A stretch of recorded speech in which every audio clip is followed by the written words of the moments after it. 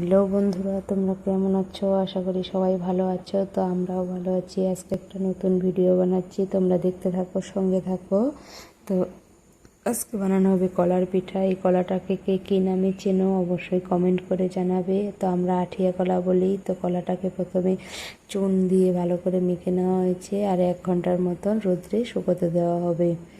তো এই যে রৌদ্র থেকে নিয়ে আসলো, এখন জল দিয়ে ভালোভাবে চিপে চিপে রসটাকে বের করে নেওয়া হচ্ছে। তো বন্ধুরা, কলার পিঠা তো আমরা সবাই ভালোবাসি, এইভাবে বানিয়ে খাবে, দেখবে আরও ভালো লাগবে। তো রসটাকে চুলাতে বসিয়ে দেওয়া হয়েছে, আর যত জাল করা হবে নোংরাগুলো উপর থেকে বের হয়ে আসবে।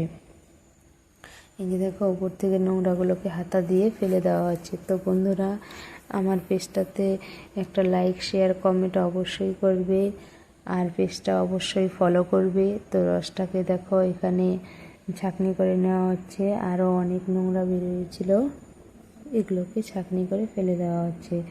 এই যে দেখো, আর কলার রসটা কি সুন্দর লাল লাল হয়ে গেছে। আর এখানে আমি চাল গুঁড়ো করে রেখেছি, আর চালের গুঁড়োটাকে চষির আকারে কেটে নেওয়া হয়েছে, চুলোতে বসিয়ে দেওয়া হয়েছে রসটাকে। দেখো, তো চষিগুলোকে দিয়ে চিনি দিয়ে ভালোভাবে নাড়াচাড়া করে নামিয়ে নেওয়া হয়েছে। তো বন্ধুরা, আজ দেখো কী সুন্দর হয়েছে। আজকের মতো ভিডিও এই পর্যন্তই, পরবর্তী ব্লগ নিয়ে আবার আসবো।